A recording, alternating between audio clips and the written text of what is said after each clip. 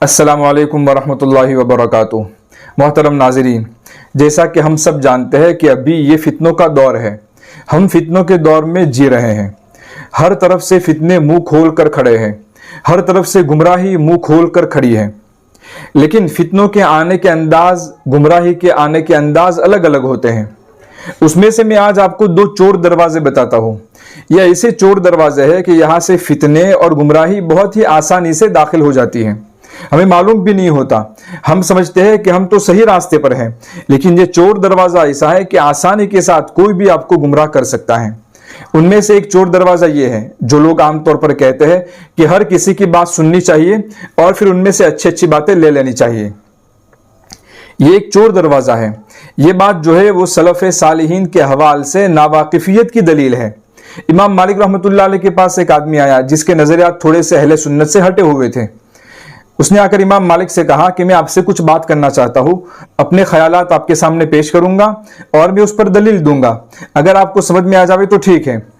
امام مالک نے کہا کہ اگر چلو تم مجھ پر غالب آ گئے، میری دلیلیں کمزور پڑ گئی، تم مجھ پر غالب آ گئے تو کیا؟ تو اس آدمی نے کہا کہ تم میری پیروی کرنا، تم میری بات مان لینا۔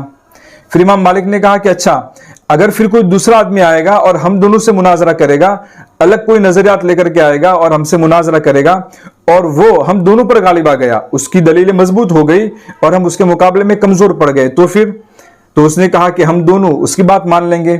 تو امام مالک نے فرمایا کہ ہمارے نبی پاک صلی اللہ علیہ وسلم ایسا دین لے کر نہیں آئے تھے کہ کبھی اس پر کبھی اس پر کبھی اس پر، کبھی یہ دین کبھی وہ دین۔ ہمارے نبی ایک ہی دین لے کر آئے تھے۔ یہ الگ الگ ٹہنیوں پر کودنا یہ میرے نبی کا دین نہیں تھا۔ پھر امام مالک نے اس آدمی کو رد کر دیا۔ ایسے ہی سفیان ثوری رحمۃ اللہ علیہ، امام شافعی، امام عبداللہ ابن مبارک رحمۃ اللہ علیہ، امام احمد بن حنبل رحمۃ اللہ علیہ، ایسے ہی تمام بڑے بڑے محدثین اور علماء کا رویہ تھا گمراہ لوگوں کے ساتھ، جن کے نظریات اہل سنت والجماعت سے ہٹے ہوئے تھے یا جن کے خیالات بدلے ہوئے تھے، عام مسلمانوں سے ہٹے ہوئے تھے۔ ان سے یہ لوگ پرہیز کیا کرتے تھے، ان کی باتیں تک سننا گوارا نہیں کرتے تھے۔ ایک بڑے محدث کے پاس ایک آدمی آیا جس کے خیالات اہل سنت سے ہٹے ہوئے تھے۔ آ کر وہ کہنے لگا کہ میں ایک حدیث سنانا چاہتا ہوں۔ انہوں نے منع کر دیا۔ اس نے کہا کہ میں قرآن کی آیت سنانا چاہتا ہوں۔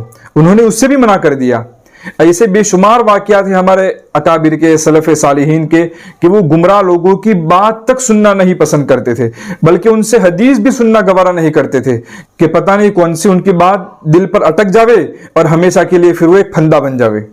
تو یہ بات یاد رکھیے، ہر کسی کی بات سننا اور یہ سمجھنا کہ میں ان میں سے اچھی باتیں لے لوں گا، یہ صرف دھوکہ ہے، یہ گمراہی کے داخل ہونے کا چور دروازہ ہے۔ دوسرا چور دروازہ، قرآن اور حدیث ہی دلیل ہے، یا قرآن اور سنت ہی دلیل ہے، یا رسول اللہ صلی اللہ علیہ وسلم ہی معصوم ہے، ان کے علاوہ کوئی بھی معصوم نہیں ہے۔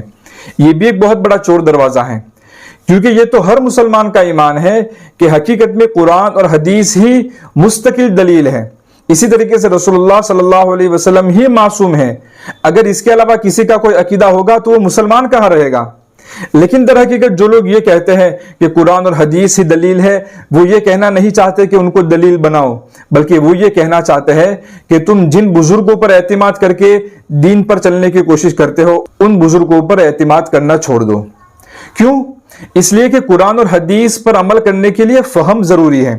قرآن اور حدیث کے احکامات اتنے صاف نہیں ہیں کہ کوئی بھی ان کو آسانی سے سمجھ سکے۔ اس لیے تو صحابہ میں اختلاف ہوا، اس لیے تو ائمہ مجتہدین میں اختلاف ہوا، اس لیے تو تابعین میں اختلاف ہوا۔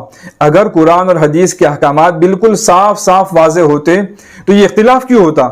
یہ اختلاف ہی اس بات کی دلیل ہے کہ قرآن اور حدیث کے سمجھنے کے لیے، ان سے احکامات نکالنے کے لیے فہم شرط ہے، اور سمجھ کے الگ الگ ہونے سے اختلاف بھی ہو سکتا ہے۔ اب کچھ لوگ کیا کرتے ہیں، قرآن اور حدیث کو سمجھنے کے لیے اپنی سمجھ کو ہی کافی سمجھتے ہیں کہ میں جو سمجھا وہی صحیح ہے، قرآن سے حدیث سے جو میں سمجھا وہی صحیح ہے۔ لیکن اللہ تعالیٰ نے امت کی اکثریت کو اس راہ پہ نہیں ڈالا، بلکہ امت کی اکثریت کو اعتماد کی راہ پر ڈالا۔ انہوں نے کیا کیا؟ امت کی اکثریت نے یہ کیا کہ اپنے سے زیادہ متقی لوگوں پر، اپنے سے زیادہ باصلاحیت لوگوں پر اعتماد کیا کہ انہوں نے قرآن اور حدیث سے جو سمجھا اسی کو ہم صحیح سمجھیں گے اور اسی کے حساب سے ہم دین پر عمل کریں گے۔ ابھی اللہ تعالیٰ کا امت پر یہ احسان ہوا کہ اللہ تعالیٰ نے 4 اماموں پر پوری امت کو متفق کر دیا۔ اگر سمجھو کہ یہ سلسلہ نہ ہوتا بلکہ ہر کوئی یہ سمجھتا کہ قرآن سے حدیث سے جو میں سمجھوں گا اسی کے حساب سے زندگی گزاروں گا، تو ابھی تو صرف 4 طریقے ہیں، 4 مسلک ہے۔ اگر ہر کوئی آزادی کے ساتھ قرآن اور حدیث میں غور و فکر کرتا اور اسی کے حساب سے دین پر چلنے کی کوشش کرتا تو بتائیے کتنے طریقے ابھی مسلمانوں کے اندر رائج ہوتے۔ تو یہ جو اعتماد کا طریقہ ہے وہی صحیح سالم طریقہ ہے، متحد امت بنانے کے لیے، متحد معاشرہ بنانے کے لیے، مسجد میں ایک وحدت باقی رکھنے کے لیے، نمازیوں میں وحدت باقی رکھنے کے لیے یہی ایک طریقہ ہے کہ پوری امت چند لوگوں پر اعتماد کرے اور انہوں نے قرآن و حدیث کا جو مطلب سمجھا ہے اس کو وہ قبول کرے۔ تو جو لوگ یہ کہتے ہیں کہ قرآن اور حدیث ہی دلیل ہے یا رسول اللہ صلی اللہ علیہ وسلم کے علاوہ کوئی معصوم نہیں ہے، وہ کوئی نئی بات نہیں کہتے بلکہ وہ کہتے ہیں کہ آپ اپنے بڑوں پر سے اعتماد کرنا چھوڑ دیں، اور بڑوں پر سے اعتماد کرنا چھوڑ دے اس کا مطلب یہ ہوتا ہے کہ آپ آسانی کے ساتھ فتنوں کے شکار بن جائیں، آپ آسانی کے ساتھ گمراہی کے شکار بن جاوے، کیونکہ ایک اعتماد ہی وہ چیز ہے جو ہمیں پھسلنے سے بچاتا ہے، اعتماد ہی ہمیں گمراہی کا شکار ہونے سے بچاتا ہے، سلف صالحین سے جڑے رہنا ہی ہمیں فتنوں سے بچاتا ہے۔